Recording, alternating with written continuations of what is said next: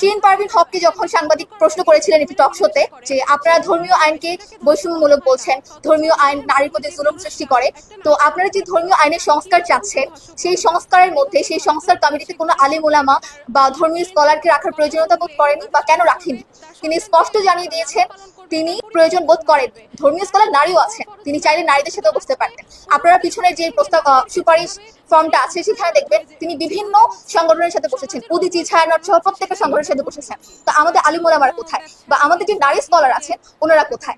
শিরিন পারভীন হককে জনাব নাসিমা আপা যখন জিজ্ঞাসা করেছিলেন যে ধর্মীয় সংস্কার যে করতে চাচ্ছেন, তো ধর্মীয় আইনগুলো তো আমাদের বিশ্বাস, তখন তিনি বলে দেন যে কোন ধর্ম। আমি তাকে প্রশ্ন করতে চাই আপনি যে ধর্ম সেই ধর্ম, আপনি কি আপনার ধর্ম ভুলে গিয়েছেন? আপনি কেন প্রশ্ন করছেন যে কোন ধর্ম? দেখুন, আমরা বলতে চাই আমাদের দেশের বেশিরভাগ মানুষ তাদের ফেইথকে আঁকড়ে ধরে, তাদের ফেইথের মাধ্যমে তাদের জীবনযাত্রা পরিচালনা করে। আমাদের ফেইথই আমাদের ট্র্যাডিশন, আমাদের ফেইথই আমাদের কালচার। আপনারা আজকে আমাদের যে প্ল্যাটফর্মের নাম ট্র্যাডিশনাল শি, ওইখান থেকে আপনারা একটা ভিউ পেয়ে যাবেন বা কনসেপ্ট পেয়ে যাবেন যে আমাদের ম্যাস পিপল, আপনারা যদি নারীদেরকে দেখেন বা জুলাইয়ে যদি আপনি রাজপথে দেখেন যেসব নারীরা চলে এসেছিলেন, আপনি তাদের কাছে গিয়ে জিজ্ঞাসা করুন তারা কি চায়। তারা অবশ্যই ধর্মকে তাদের লাইফে চায়, তাদের জীবন ব্যবস্থা হিসেবে চায়, তাদের কালচার, তাদের ট্র্যাডিশন, তাদের মোরালিটি সবকিছুকে শেপ করে ফেথ। সেই ফেথকে আপনি বাদ দিয়ে, এতগুলো মানুষের দাবিকে বাদ দিয়ে আপনি কখনোই বলতে পারেন না যে আপনি ম্যাস পিপলকে রিপ্রেজেন্ট করছেন, আপনি নারী উন্নয়ন করছেন, নারীর প্রতি বৈষম্য ঘটাচ্ছেন।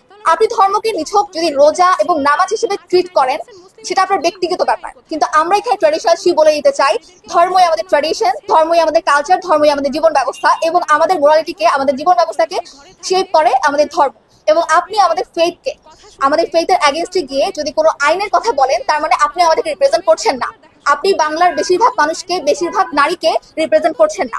ওনারা বলতে চাচ্ছে ওনারা ধর্ম যেহেতু বৈষম্য, ধর্ম যেহেতু নারীর প্রতি জুলুম সৃষ্টি করছে তাদের ভাষ্য মতে, তাই ওনারা একটি ইউনিফর্ম ল চাচ্ছেন বা সিভিল ল চাচ্ছেন, অর্থাৎ ধর্মীয় আইন ঐচ্ছিকভাবে থাকবে, ধর্মীয় আইন থাকবে এবং পাশাপাশি ওনারা একটি সিভিল কোড চাচ্ছেন। এই সিভিল কোড ওরা 4টা সেক্টরের প্রস্তাবনা দিয়েছেন, বিয়ে, বিবাহ বিচ্ছেদ, উত্তরাধিকার এবং অভিভাবকত্ব। এই 4টি সেক্টরে ওনারা একটি সিভিল বা ইউনিফর্ম ল চাচ্ছেন বা অভিন্ন আইন চাচ্ছেন, যে অভিন্ন ল ঐচ্ছিকভাবে প্রত্যেকটি মানুষের উপর প্রযোজ্য হবে, প্রত্যেকটি নারীর উপর প্রযোজ্য হবে, হিন্দু, মুসলমান, খ্রিস্টান, বৌদ্ধ নির্বিশেষে সবার উপর প্রযোজ্য হবে। আপনি যে অভিন্ন লয়ের কথা বলছেন, এই অভিন্ন লয়ের বেস কি হবে? যেমন আমি ইসলাম ধর্মের অনুসারী, আমার ধর্মের বেস হচ্ছে আমার কুরআন সুন্নাহ। যিনি হিন্দু ধর্মের, তার ধর্মগ্রন্থ অনুযায়ী তার ল। যিনি খ্রিস্টান, তার বাইবেল বা তাদের যে ধর্মগ্রন্থ তাদের অনুযায়ী। তো আপনি যে অভিন্ন ল নিয়ে আসছেন সেই লয়ের বেস কি? সেই লয়ের কথা আপনি বলতে গিয়েছেন যে বিভিন্ন দেশের মডেল। এখন বিভিন্ন দেশের মডেলকে আপনি কি হবে, যেমন আপনি কোন মডেলকে ফলো করবেন? ইউরোপিয়ান কান্ট্রিগুলোর মডেল, আমেরিকার মডেল, নাকি মিডল ইস্টের মডেল, নাকি ইস্টার্ন কান্ট্রিগুলোর মডেল? আপনি কেন জানাতে চাচ্ছেন না যে এই মডেলের বেস কি হবে? আপনি বলছেন যে সিভিল ল আসবে এন্ড যে চাই ধর্মীয় ল পালন করবে, যে চাই সিভিল ল অনুযায়ী তার আইনি ডিস্ট্রিবিউশনটা হবে, উত্তরাধিকার, ইনহেরিটেন্স বলেন, বিয়ের ক্ষেত্রে বলেন। এখানে আমি আপনাকে একটা উদাহরণ দেই। একই পরিবারের মধ্যে ভাই বোন, ভাই চাচ্ছেন ধর্মীয় ল অনুযায়ী, বা আমি ওটাই বলি, ভাই চাচ্ছেন সিভিল ল অনুযায়ী, আপনাদের প্রস্তাবিত ইয়া অনুযায়ী 50-50। বোন, তিনি ধর্মপ্রাণ মুসলমান, তিনি চাচ্ছেন না ইসলাম আমাকে যে অধিকার আইন দিয়েছে আমি সেই অনুযায়ী আমার ইনহেরিটেন্স লটা সম্পত্তিটা চাচ্ছি। সেক্ষেত্রে আপনি এখানে সলভ কিভাবে করবেন?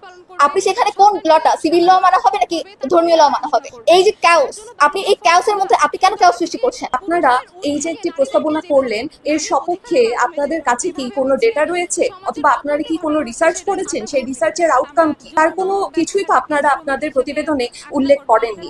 বাংলাদেশের দৌলতদিয়ার দিকে তাকান। দৌলতদিয়ার যে যৌনপল্লী রয়েছে, সেখানে হাজারে হাজারে কর্মী রয়েছে যারা এই যৌন পেশার সাথে সংযুক্ত। তারা এখানে কিভাবে আসছে? বেশিরভাগ প্রতিবেদনেই উঠে এসেছে তাদেরকে হয় মানব পাচারের মাধ্যমে এখানে নিয়ে আসা হয়েছে, নয়তো প্রেমিকের মাধ্যমে প্রতারণার শিকার হয়ে তারা এসেছে, নয়তো তাদেরকে চাকরির প্রলোভন দেখিয়ে এই পেশায় নিযুক্ত করা হয়েছে। এবার আমি ধরে নিলাম যে তাদেরকে এখানে এই পেশায় নিযুক্ত হওয়ার পর তাদেরকে একটি সুস্থ এবং স্বাভাবিক জীবন দেয়া হচ্ছে, কিন্তু আদৌ কি দেয়া হচ্ছে? মোটেও না। তাদের উপরে চালানো হচ্ছে পাশবিক, শারীরিক এবং মানসিক নির্যাতন। বাইরে যেই সকল দেশে এই যে এই যৌন যেই পেশা, এটাকে হচ্ছে স্বীকৃতি দেওয়া হয়েছে, স্পেশালি জার্মানি এবং নেদারল্যান্ডে, সেখানে কি অবস্থা? খুব মনে হয় যেন তাদের উন্নতি হয়েছে, মোটেও না। এই ধরনের আইনের বৈধতা দেওয়ার পরে দেখা গিয়েছে সেখানে মানব পাচার বেড়ে গিয়েছে, সেখানে নারীর উপর সহিংসতা আগের থেকে বহু গুণে বেড়ে গিয়েছে এবং অন্যান্য অপরাধ কর্ম তো তার সাথে যুক্ত রয়েছে। এবং তারা এখন দেখা যাচ্ছে যে এই আইনকে বাতিল করার জন্য উঠে পড়ে লেগেছে।